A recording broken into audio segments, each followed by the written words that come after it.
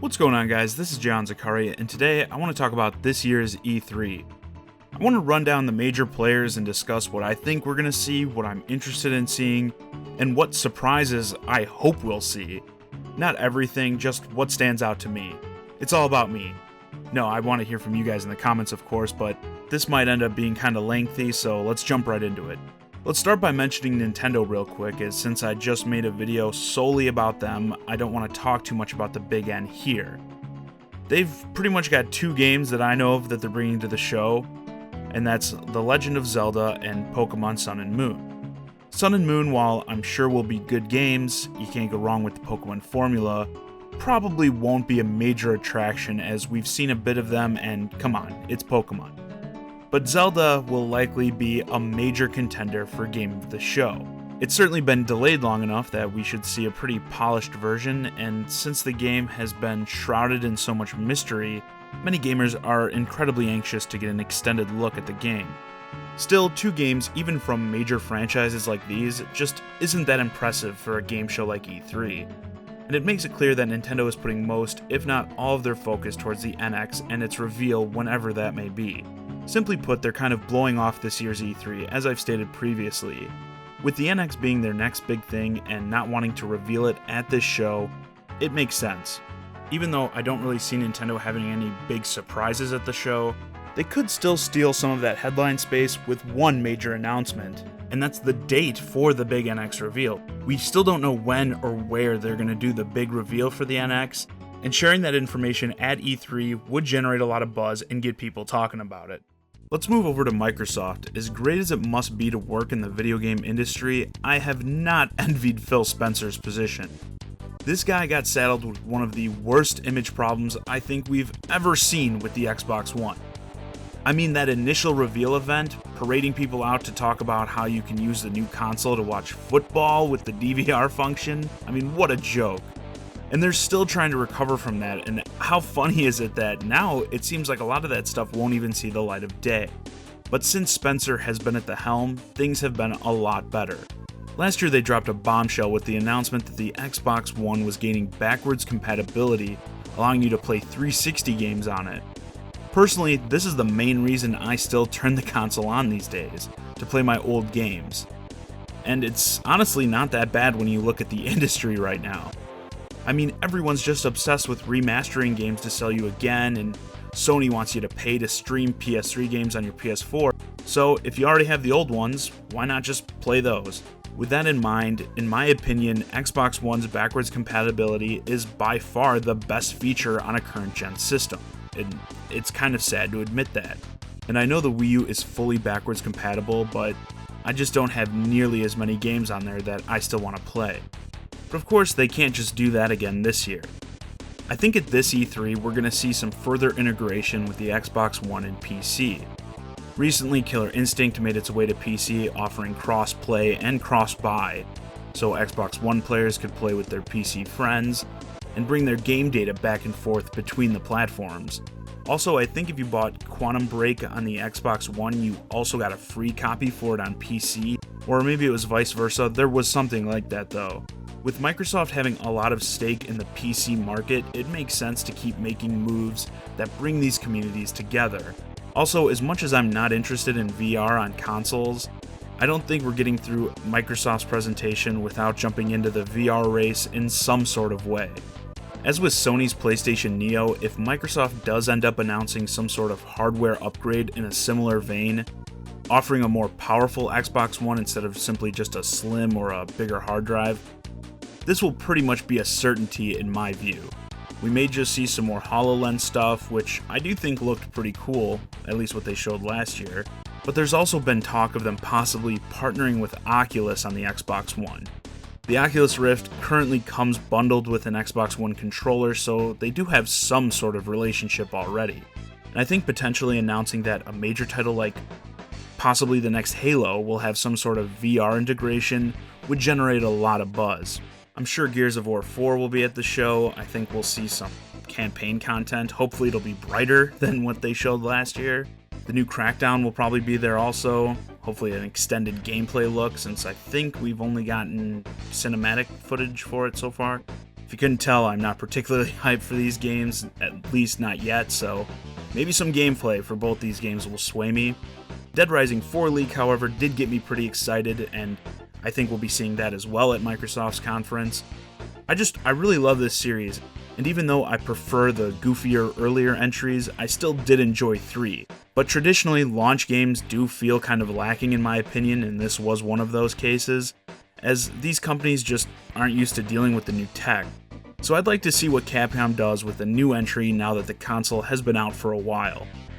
I really hope that Robot Friend game, Recore, is still going strong. We got a cinematic trailer for it last year, which granted didn't show any gameplay, but I thought the world it set up looked cool, and they made note last year to mention that the game had Kaiji Inafune, the man behind Mega Man, as well as Metroid Prime guys working on this game. And with Metroid Prime getting a specific mention, it makes me excited for the possibility of seeing a new game done in that style. Hopefully, there's some gameplay for this. For me though, the big Microsoft exclusive we have coming up is actually an indie title called Cuphead. If you haven't heard of it, it's a platformer done up to look like an old cartoon from the 1930s. Every second of gameplay I've seen for it so far has had me salivating to get my hands on it. It just looks so damn good. Hopefully we'll get some more info on this when Microsoft discusses all their indie partnerships. As far as surprises I'd like to see at Microsoft's conference, honestly, just doing anything with one of Rare's old franchises. Last year we got Rare Replay, which is probably my favorite Xbox One exclusive to date, which isn't saying much because it's a collection of old Rare games. But damn, have I had fun with it, and seriously, pick anything, a new Banjo-Kazooie, Perfect Dark, Conker, whatever. I think if any one of their franchises had the chance to see the light of day, it's probably Battletoads, just based on the fact that we've had Rash become playable in Killer Instinct recently. There was the exclusive Battletoads content in the Xbox version of Shovel Knight. Just little nods like that make me hopeful for this series to make a comeback. Also, I know they teased that pirate game at last year's E3, but I didn't think it looked that great or, really know if it's even still in production. But perhaps we'll get more on that and maybe it'll look better than it did last year. On to Sony, I think they'll have the new Call of Duty featured somewhere in their conference since Activision seems to have chosen them as their major console partner this generation. And it'll be interesting to see what is shown off of the game at E3 coming off of all the hate they got over the initial trailer for the game. And unfortunately, at least for me, I think the PlayStation VR will be their major focus at the show, as obviously they're going to have to start really pushing it soon. As I alluded to with the possibility of an Xbox One upgrade, I believe these hardware upgrades are occurring specifically with VR in mind. We'll surely see some gameplay and probably some more games announced for VR, but I pray we don't have to sit through some cringy, scripted stage demo with someone saying things like, "Oh my god, it really feels like I'm in the game." Just Jesus Christ. Coming off the supposed leaks, I think it's a safe bet we'll see God of War 4 with this whole Norse setting. I've always enjoyed the God of War games, and I feel like it's been long enough since Ascension that we see a fully fledged new entry in the series. Plus, I do like the idea of changing up the setting, so I am excited to see this. I think No Man's Sky will be at the show again this year for Sony, as they've been pushing it pretty hard, and that also seems like a good candidate for a PlayStation VR implementation, so I wouldn't be surprised if that ends up being a thing. And they also have one of my favorite E3 rumors swirling around them this year. Spider-Man, as you all probably know, is really hot right now, finally coming home to the Marvel Cinematic Universe in Civil War, and the announcement that the appropriately named Spider-Man Homecoming will be his first full-fledged movie in the universe. So Sony has had the license to Spider-Man for a while now, and word is Sucker Punch, the team behind the infamous franchise, may be working on a Spider-Man game. If they can get the web swinging down right, which is often the make or break point of a Spider-Man game, it could be really interesting. In terms of big Sony surprises, for me, it's all about Naughty Dog. I know we literally just got Uncharted 4, but seriously, anything Last of Us 2 related would totally hype me up, even if it's just a flash of the title on the screen. Also, Crash Bandicoot making a comeback would be sick. We've gotten a few hints that it could be a possibility, the first supposed leak with NECA Toys at Toy Fair, the Crash Bandicoot segment in Uncharted 4, etc. As I've stated before, we don't see a lot of standout 3D platformers these days, so I think it would be cool to see something with Crash Bandicoot, especially with him being dormant for so long. Now let's move on to some of the non-console companies that are going to be at the show. Bethesda is offering up another E3 presentation this year, which I thought may be a one-off last year because, bringing Fallout 4 and Doom made a lot of sense, but with them doing another one, everyone's been speculating on what they might feature. I think we'll see some new content for both the games I just mentioned. I haven't played the new Doom myself, but I hear great things specifically about the campaign. So perhaps we'll see some kind of single-player DLC stuff for that, I don't know. Many also seem to think that Skyrim will get the remaster treatment, which I think would be cool, but I hold my breath as this has been rumored for years now. And I also feel like it would be more interesting to do an older game like Oblivion or Morrowind. However, I never finished Skyrim, let alone got around to all of its DLC, so offering in a package that bundles that together and making it look even better may interest me. But for console owners, let's just make sure this game works, Bethesda. I mean, if you remember back to the original release of Skyrim, the game was just a total shit show on consoles, particularly the PlayStation 3 version. I'm sure Dishonored 2 will be there, and I really enjoyed the original Dishonored, but in many ways, it did seem like it could have been a bigger, better experience, so it seems like that may be what we'll get with the sequel. Also, Wolfenstein, another shooter they just hit out of the park. We may see something more with that, whether it be another standalone piece of DLC, or even a full-fledged sequel. For me, the big surprise that would put Bethesda over the top at E3 would be resurrecting Prey 2. If you remember a while back, this incredibly sick cinematic trailer for the game put players in this sci-fi space world as a bounty hunter. It had kind of a Blade Runner vibe. It looked amazing and people were hyped for it, and then bam, it was canned. Would love to see it make a comeback in some way. There's been talk that it could be coming back as a different title. There's word that I guess one of Bethesda's newer studios hasn't put anything out in a long time, so perhaps it could be because they're working on this game. A lot of rumors have surrounded this title for a long time. However, I wouldn't believe anything until I actually saw it announced. I have to admit that EA is usually the only conference I don't watch in its entirety. I just could not care less about all their sports stuff, and even though I know the sports games sell big, I just don't think the E3 audience is their target demographic. I will bet that Battlefield 1 will be their major focus. From what I've heard, gamers are really excited to see Battlefield kind of go back in time instead of keeping it going towards the future. So it should be interesting to see what they show and how people react to it. The title I'm anxiously awaiting to see at EA's conference is Mass Effect Andromeda. It's been long enough, too long if you ask me, that they've teased us with this game. It's time for an in-depth gameplay look. If this game has a good showing during the conference, it's definitely going to be another game of the show contender for me. As far as EA surprises that would get me excited, obviously anything single-player focused done with the Star Wars brand. While Battlefront looked awesome, people wanted more meat out of the game. Particularly, they clamored for a single-player campaign.